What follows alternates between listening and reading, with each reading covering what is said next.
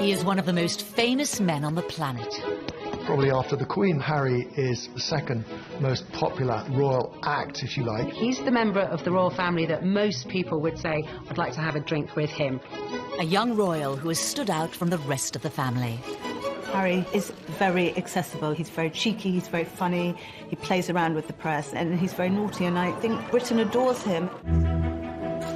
But behind the smiles, Prince Harry has had to face unique difficulties.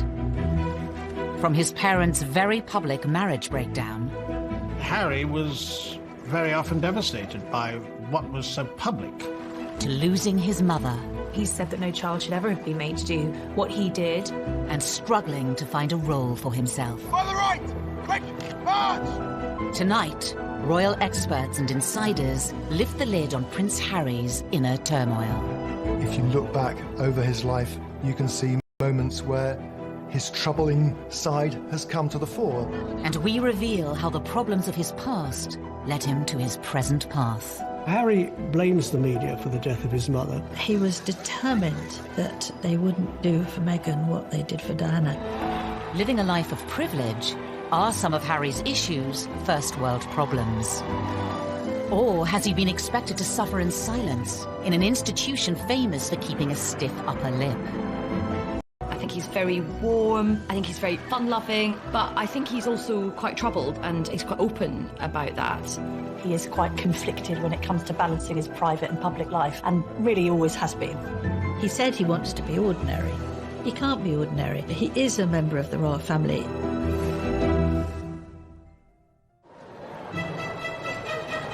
The 15th of September, 1984. The nation was at fever pitch for the birth of Prince Charles and Princess Diana's second child. Britain loves the birth of a royal baby. Charles and Diana were hugely popular, and everybody wanted to see whether they were going to have a little girl or a little boy. Crowds were gathering outside the hospital, outside the gates of Buckingham Palace, and they wanted to see who was going to be on the tea towel. The guy was christened in this. Looks remarkably well displayed. From the beginning, the spotlight was on the young Prince Harry. For Diana to have another child in fairly swift succession was, of course, joyous. And then when the child grew up and had ginger hair, and I think even from an early age was being quite cheeky with photographers and seemed to be quite contrasted to William in his temperament, there was, of course, excitement about him.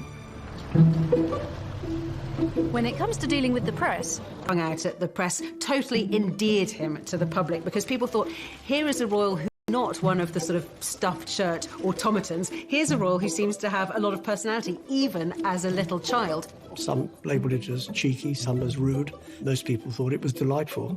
It was quite endearing when he was a young boy, really came to colour the way his views of the press were shaped. Harry's role in the royal family wasn't just a brother for William and another son for Charles and Diana. On paper, Prince Harry's start in life was incredibly privileged, incredibly lucky, but actually in reality, being born as the younger brother of the future King of England is a very difficult position to be born into. Of course, they're known rather unkindly as the spare. I think being the spare to the heir is a role that inherently has problems attached with it. You know, if you look at the heir, if you look at Prince William, his role has always been defined. What he's going to do has always been clearly outlined. Harry, like spares historically in the royal family, has had to find a role for himself. To some, Prince Harry grew up in the shadow of a brother destined for the throne. He was always less than his brother.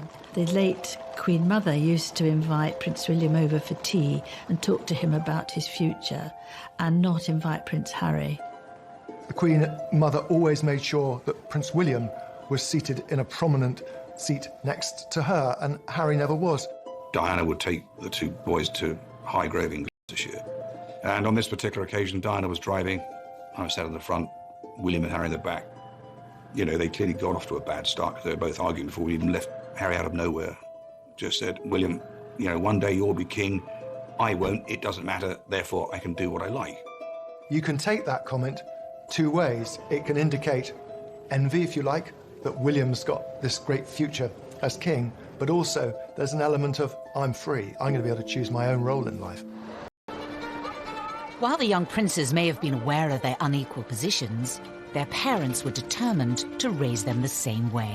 Diana was very conscious that she wanted the palace to treat the boys equally and to give Harry as many opportunities that were afforded to William. You know, Diana was very fair about how she treated them. There were no favourites, as I saw it. Prince Charles shared Diana's concerns about making sure the boys shared things in their early years, but certainly other more senior members of the family would privately say, well, this is nonsense. I mean, William is the future. All our efforts must go into educating William. It was William who the Queen would invite for lessons in kingship, if you like, when he was at Eton and she was at Windsor Castle. But while Charles and Diana tried hard to keep their sons happy, their own relationship faltered. That with regret, the Prince and Princess of Wales have decided to separate.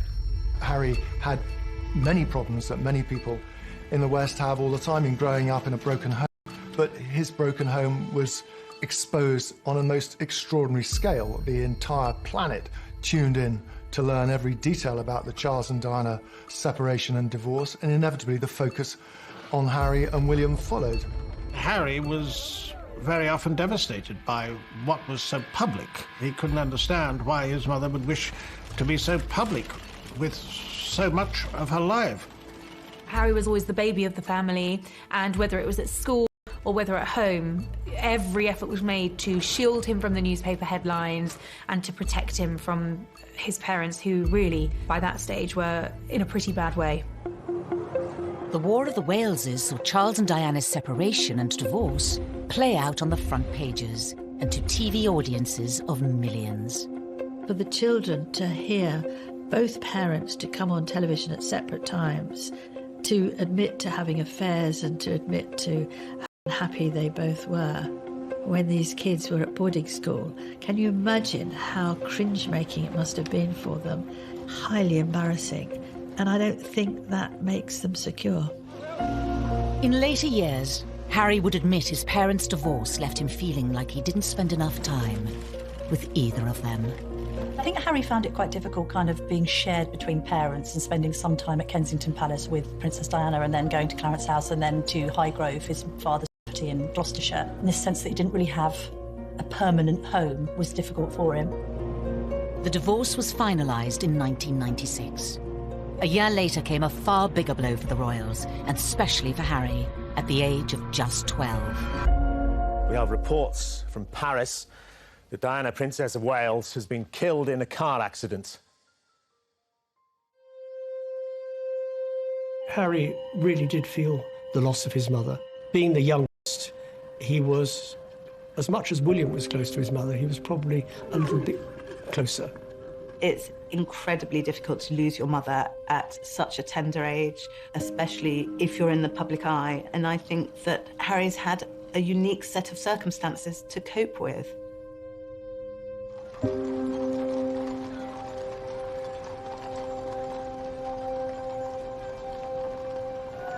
Less than a week after Diana died, her funeral was watched around the world by around 2.5 billion people. I don't think anyone will ever forget the sight of Harry walking behind his mother's coffin, so small, so young, so grief-stricken. But this is part of it's been very difficult for him. There's a mantra within the royal circles that you do not wear private grief on a public sleeve. And they were incredibly brave in the way they presented themselves. All around them, people were caterwauling, weeping, wailing, and anybody hearing that would break down. But no, they didn't. Which was actually very selfish of most people, because somewhere in amongst all that national outpouring of grief, the private grief of the boys got lost. Ever since Diana's death, Harry has been in no doubt about who he blames for the tragedy. I think it was inevitable that Harry blamed the press for the death of his mother. In fact, it was much more grey. There were a lot of photographers outside the Ritz Hotel, but both Diana and Dodi chose to go out that evening. Being part of this family in this role, in this job, every single time I see a camera, every single time I hear a click, every single time I see a flash, it takes me straight back. So in that respect, it's the worst reminder of her life as opposed to the best. For 2 decades, Harry said very little about losing his mother. But in recent years, he has lifted the lid on the emotional turmoil he's been experiencing. He said that no child should ever have been made to do what he did. The experience of that, the trauma of losing his mother, has culminated in years of personal crises for the prince, something that he's struggled with in adulthood.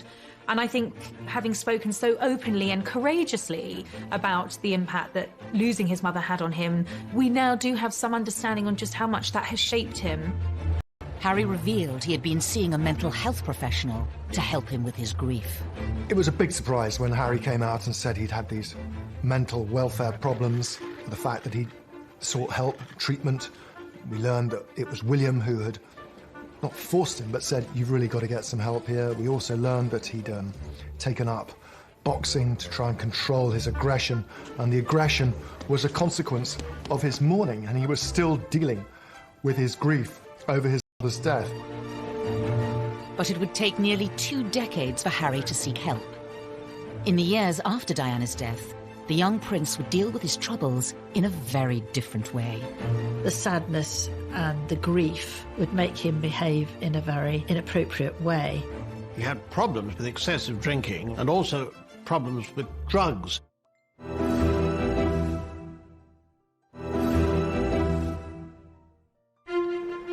By the early 2000s, Prince Harry was privately mourning the loss of his mother. Prince Harry told me that for years he buried his head in the sand, and he did this from quite an early age. But in public, he was gaining a reputation. The party prince, the playboy prince, the hard-drinking prince. The first time I ever met Prince Harry, he was at a nightclub. It was the year of his A-levels. He was meant to be at home revising, and he was at the Kensington Roof Gardens, knocking back vodka shots, smoking Marlboro Lights, surrounded by a group of gorgeous blondes. That was Prince Harry. Harry's wilder side had emerged even before reaching his A-levels. A newspaper had been passed details about Harry drinking, being involved in lock-ins in local pubs, and smoking cannabis on occasions too. You can really understand how a lonely, privileged, unhappy prince would end up drinking and smoking and taking cannabis to fill those hours and to hang out with people who he thought really liked or even loved him. 16-year-old Harry was made to visit a drug rehabilitation clinic by Prince Charles to educate him on what could happen if he didn't change his ways. But just a few years later, it wasn't country pubs Harry was visiting. There had been a series of photographs of Prince Harry falling out of nightclubs late at night with various girls and all the rest of it. He was clearly in party mode. In 2004, Harry had an altercation with a photographer while leaving a West End nightclub. There are two sides to that story. On one hand, the photographer saying that Harry lunged at him, possibly after a few beers, and the palace saying that the photographer had knocked him with his camera. Was this kind of behaviour just part of growing up, or did his troubles run deeper? Harry's naughtiness was sometimes just boyish, but other times was really a symptom of his deep grief. It was outlets for his despair, I think. Everything he did was always going to be examined with microscopic detail. He couldn't, in other words, get away with the kind of things that many of his teenage friends could. It was obviously also storing up that sense of resentment that Harry came to have against the media. No one's making judgments, you're just being reported. And actually, some of this has helped to fuel your popularity. People love a royal rebel at the end of the day. Regardless of public opinion, Harry has been open about his feelings towards the media. He admitted to reading coverage about himself when he turned 21. They still upset me and I still read them. Why, I do not know, but I have to read them just for peace of mind, just to know what they've written and to see who wrote it and see who took the photographs, write that down for later. But there was one newspaper report about Harry's behaviour that upset many others. In 2005, while attending a costume party, Harry wore a swastika armband. That was an episode that happened when he was fully protected by the royal machine, and yet it still happened. It was a gradually, sir, this is a really bad decision. Don't wear the Nazi costume. I thought it was actually quite unfair at the time, and I still think it was quite unfair. It was clearly not a political statement. It was clearly a stupid teenager doing a very stupid thing, thinking it was funny. Harry apologised for it. He said it was something that he regretted. It happened on the eve of him joining Sandhurst. The Royal Military Academy, Sandhurst. In May 2005, Harry spent nearly a year here, training to be an officer cadet in the army. Something he'd wanted for a long time. One of the things that we saw very much with Harry growing up was the fact that he absolutely adored the military. I remember him as a 5-year-old strutting up and down the road at Kensington Palace in army fatigues. Harry excelled in his training and was commissioned as an army officer in April 2006. I think Harry found purpose in the army. I think he found safety in the army, ironically, because of course it wasn't safe, but I think he found emotional safety in the army. The army allowed Harry to feel normal. That's what he wanted. It's completely normal. It's as normal as it's going to get. I'm one of the guys. I don't get treated any differently. Even though Harry felt normal in the army, the rest of the world couldn't forget he was a royal. And that brought problems. When he was told he couldn't serve on the front line, he was absolutely furious and wanted to be treated like any other soldier. I have decided today that Prince Harry will not deploy as a troop leader with his squadron. There was a U-turn on a decision to deploy Harry to Iraq in 2007 over safety fears. I joined the army unless I thought I was going to. Simple as that. If they said no, you can't go front line, then I wouldn't drag my sorry ass through Sandhurst, and I wouldn't be where I am now, because the last thing I want to do is have my soldiers sent away to Iraq or wherever like that, and for me to be held back home twiddling my thumbs thinking, well, what about David, what about Derek? At that time, everyone else was going to Iraq, and he felt he should too, and it was enormously frustrating for him. Eventually, Harry was allowed to serve in combat zones. In 2008, it was revealed that he had been deployed to Afghanistan. The day he flew out, he was ecstatic, really. He said that being in theatre in Afghanistan, you know, something that most people would find frankly terrifying, was as normal as he was ever going to get, and he loved it for that reason. But his time on active duty was short-lived. A media blackout was imposed on Harry's posting for his protection until an Australian magazine revealed where he was, and he was forced to leave. He'd had his opportunity in Afghanistan cut short. He could see which way the wind was blowing. It was unlikely he'd get another retraining to become a very competent Apache helicopter pilot, and this allowed him to have a second bite at the cherry and to go back out there. On his second deployment, the media were allowed much more access to Harry. Not that he was happy about it. And so what do you think the public perception of Harry is? I don't know, it fluctuates. It depends on what the media want to write, I suppose. I mean, you know, I'm out here doing a job and I really enjoy it. I never wanted you guys to be out, but there was an agreement made to invite you out on the deal that the media didn't speculate before my deployment. That's the only reason you guys are out here. Harry may not have wanted the cameras there, but it did give the world a chance to see him in his element. If you speak to anybody in the military, they will always say he was absolutely fantastic. Being dragged away from my guys, I think it was all done, it wasn't done in the wrong way, but it was just...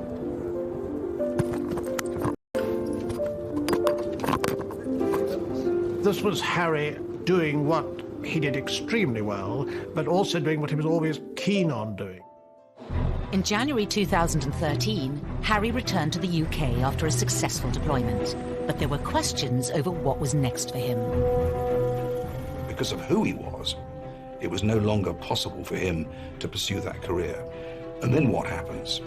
He's left really without a job, without a purpose. He was doing something he felt comfortable with. The army, and anybody who has made a career in the army will tell you military is family, and he felt at home. There was camaraderie. And by the time he got out, he was a little bit lost because he really didn't know what to do, and that winds back to the spare. There is no defined role for that spare. Because he certainly wouldn't contemplate an army desk job. He's not the type of person who would fit in to that, and therefore there was a huge question mark. What would he do next?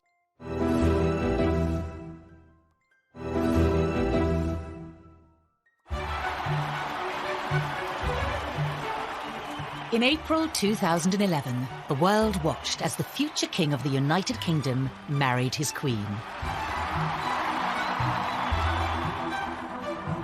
Best man Prince Harry was by his brother's side as William officially settled down. Roger, if you can call 20 seconds and I request stairs and as low as possible. But in between his army tours, was Harry ready for the same thing? They're still talking to me. Or did he still have some growing up to do? The Americans arrived, all is well in the Empire. It didn't seem then that he was yet quite ready to settle down. Oh, there it is. Yes, Harry was a prince, but he was... 2012 was, of course, Harry let loose in Las Vegas. In a Las Vegas hotel, however, it is most unwise to play strip pool. According to the advertisement, what goes on here stays here. In Harry's case, it certainly didn't. Once again, Harry was front-page news for all the wrong reasons. For some, it was Harry the lovable rogue. The tabloids ran the images of him basically stark naked, covering his crown jewels, I think. There was no wrongdoing there. It was a bit of harmless fun. And what's been interesting about Harry is actually quite a few of these episodes have endeared him to the public even more. But Harry was still struggling to reconcile the role he had been given at birth and the man he was becoming. Probably let myself down, let my family down, let other people down, but at the end of the day, you know, I was in a private area and there should be a certain amount of privacy that one should expect. But, you know, it was probably a classic example of me probably being too much army and not enough prince, is a simple case of that. After Harry's second tour of Afghanistan, he found a way to combine being a prince with his passion for the military. Your stories move, inspire and humble us. You prove that anything is possible if you have the will. Welcome to the Games. Welcome to Invictus. He founded Invictus Games, helping disabled and wounded men and women from the services. Invictus was also a way for Harry to address his own troubles, as Angela Levin discovered when she interviewed the prince. I said, well, my first question, Your Highness, is that I've seen you on so many occasions with people who are damaged, with young teenagers, ex-servicemen and women, and you are completely brilliant with them. You know what to say and the way to say it. And I wondered whether you were using these occasions to also help yourself with your own mental health issues. Absolute silence, and I thought, help, I'm going to be thrown out.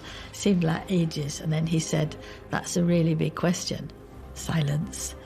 And he said, you're right, of course. He felt that he was helping others who were probably suffering the same as he was, because those in the Invictus Games, they're also suffering. This was Harry's way, undoubtedly, of continuing links with the military, which he wouldn't do from a desk job, but wanted to do in the wider world, following his mother's footsteps as well for charitable activities. Harry had created an outlet that gave him a purpose and allowed him to help others. But what about his private life? His relationship with his brother was always close.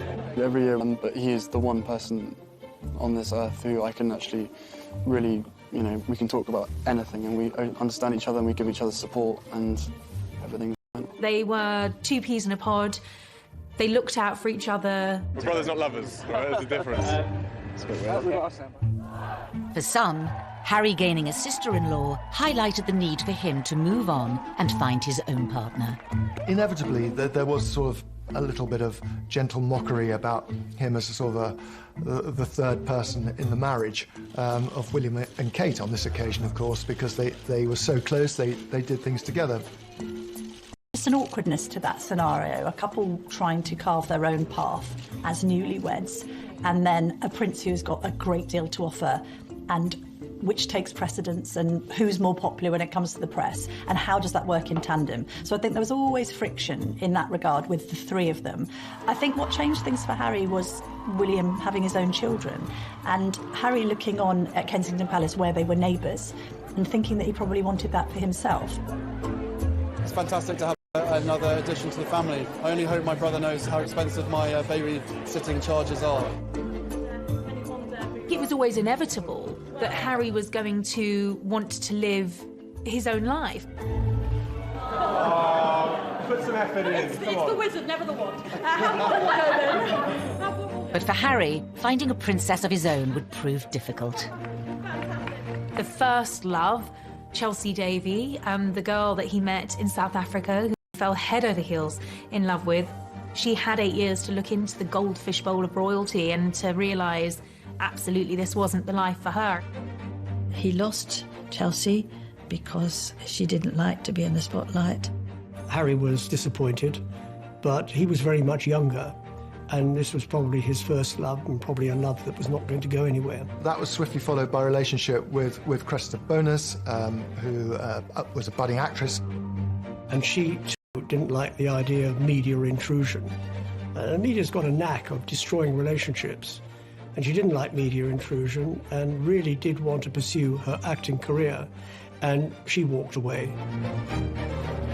For years, Harry was troubled by his position and the scrutiny that came with it, which would scare women away.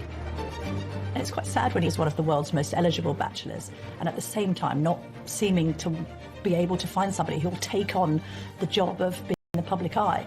There is this sense that they loved him but didn't love the idea of being royal. Then Meghan Markle entered Harry's life, offering him a genuine chance at happiness. 2017, at the Invictus Games in Toronto. Meghan was different in many ways. She had a degree of fame and had lived through that herself. She was incredibly accomplished as a public performer, as an actress. It gave her great confidence. She seemed incredibly secure in herself, and she was that much older than these girls that had gone before. She'd also, of course, been married, which added an entirely different layer to the relationship. Good grief, you know, Prince Harry is punching above his weight here. There's this amazingly glamorous American actress. When I walked into that room and saw her, and there she was sitting there, I was like, OK, well, I'm going to have to up my game. It was almost as if she was a ready-made royal, and therefore a perfect fit for him.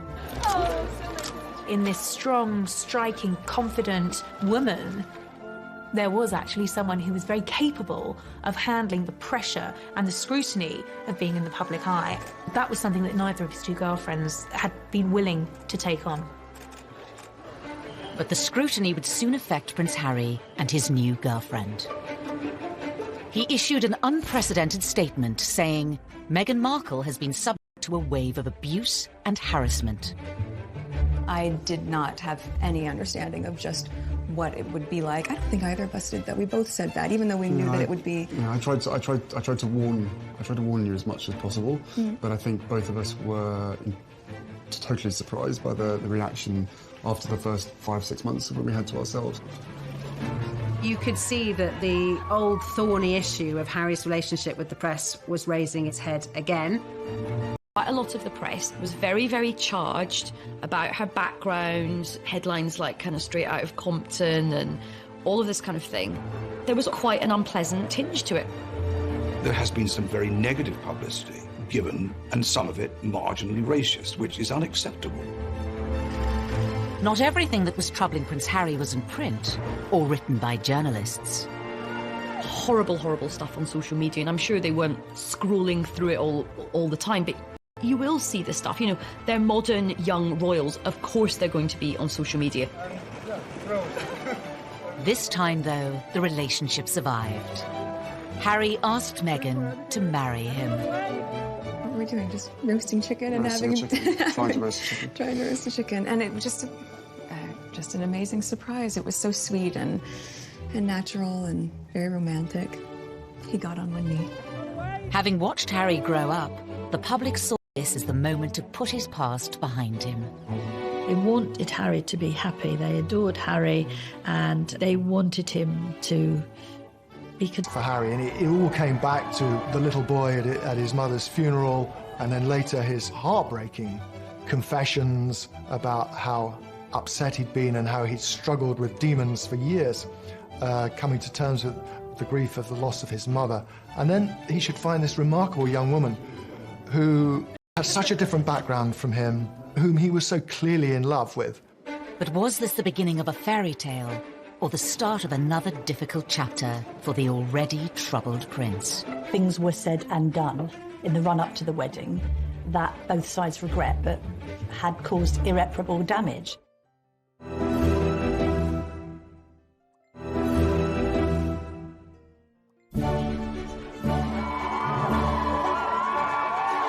On the 19th of May 2018, all eyes were on St George's Chapel in Windsor. The wedding day was wonderful. Meghan looked beautiful in her dress. Harry couldn't have looked happier. The ceremony itself was so vibrant, it was so new, it was so different, it was so unique to the two of them. And I think it was the start of something very, very happy and very, very special. Nobody can deny that the wedding day itself was sparkling. It was magic. It was like Disneyland. But not long after, Harry was once again facing familiar troubles with the press. The wheels started to come off amid suggestions that the couple had been a bit difficult over the planning of the wedding, and that demands were being made that perhaps weren't quite in proportion with their place in the royal pecking order. He said before the wedding, what Meghan wants, Meghan gets.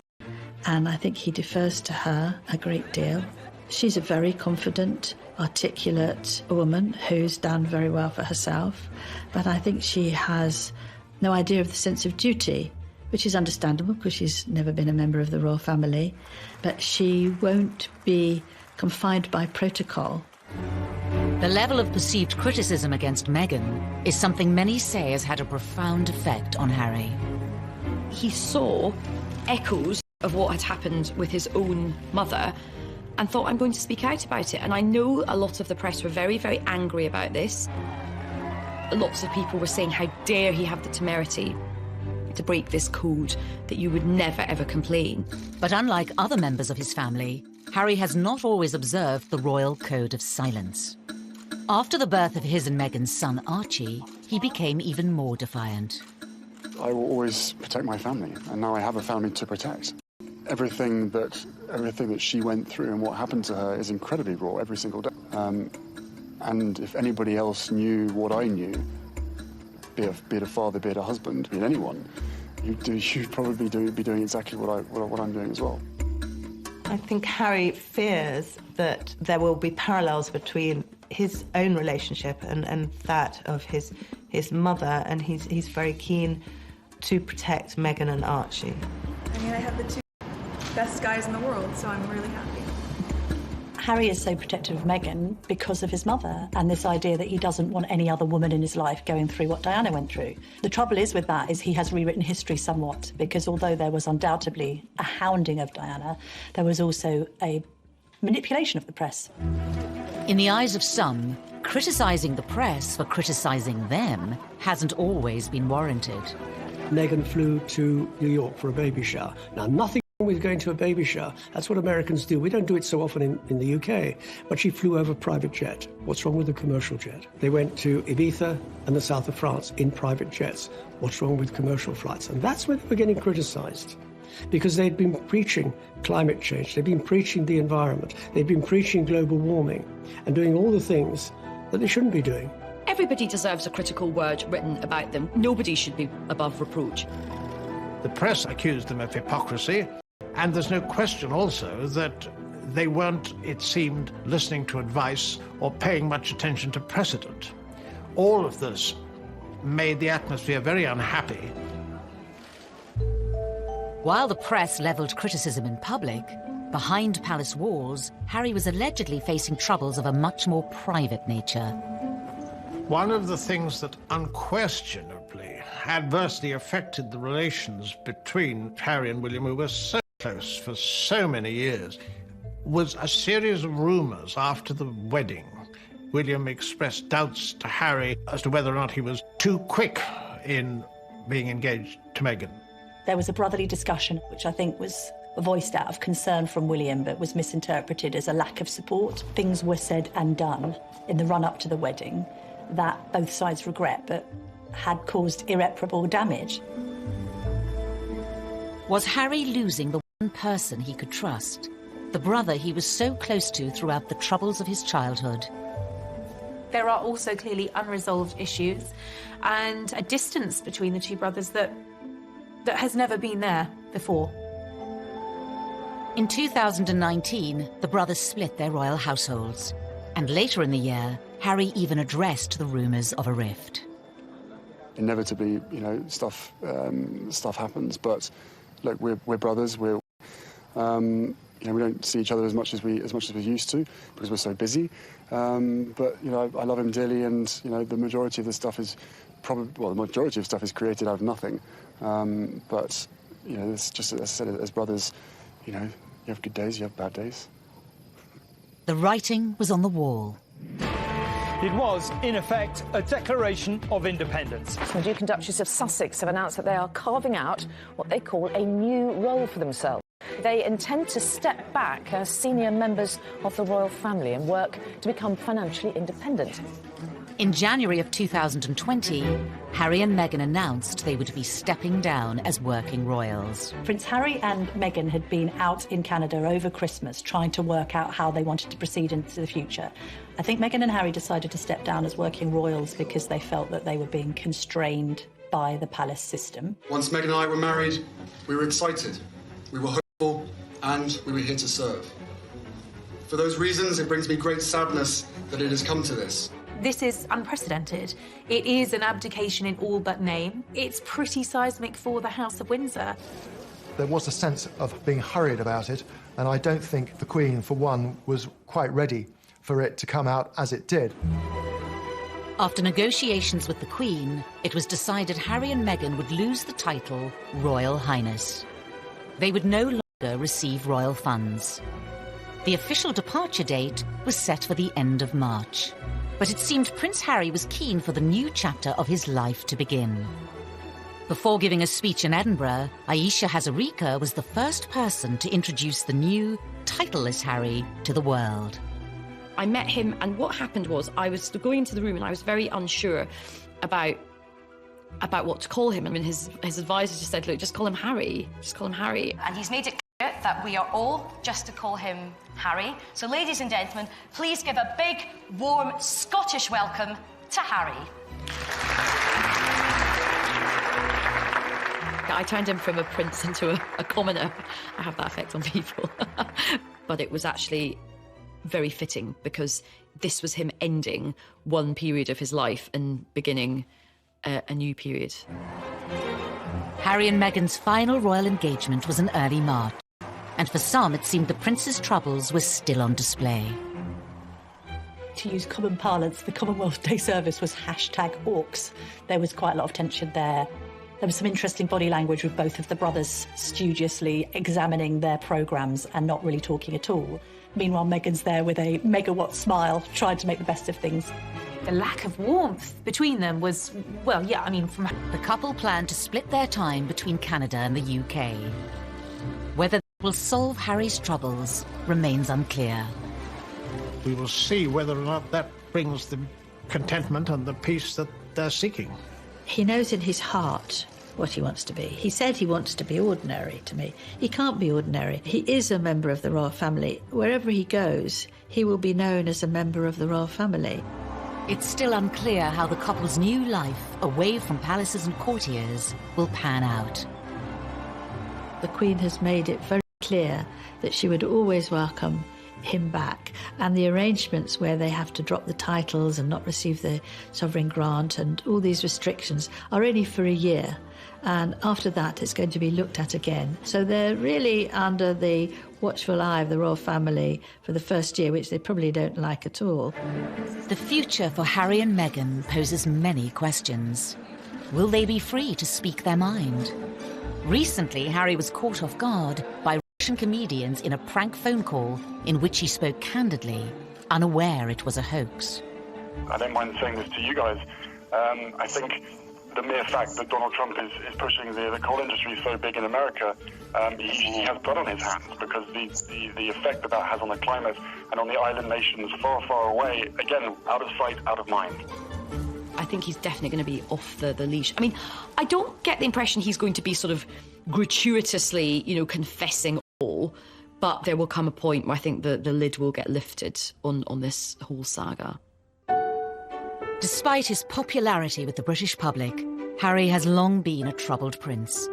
Will his dramatic break from the royal family finally allow him the freedom to start a new life and leave his troubles behind? Maybe it'll work for them. Maybe he'll be a much more relaxed and a happier man.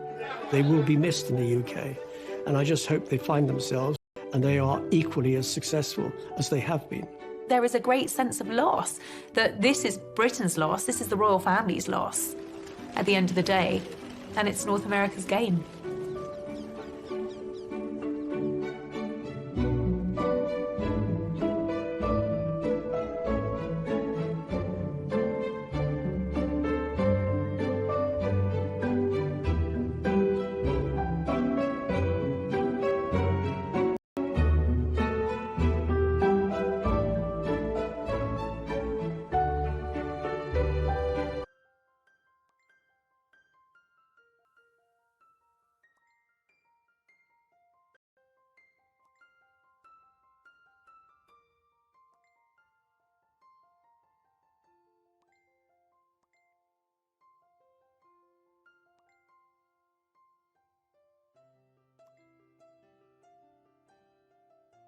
as king, but also there's an element of I'm free, I'm going to be able to choose my own role in life.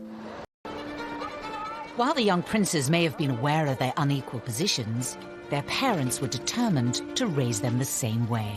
Diana was very conscious that she wanted the palace to treat the boys equally and to give Harry as many opportunities that were afforded to William. You know, Diana was very fair about how she treated them. There were no favourites, as I saw it. Prince Charles shared Diana's concerns about making sure the boys shared things in their early years, but certainly other more senior members of the family privately would say, well, this is nonsense. I mean, William is the future. All our efforts must go into educating William. It was William who the Queen would invite for lessons in kingship, if you like, when he was at Eton and she was at Windsor Castle. But while Charles and Diana tried hard to keep their sons happy, their own relationship faltered. That with regret, the Prince and Princess of Wales have decided to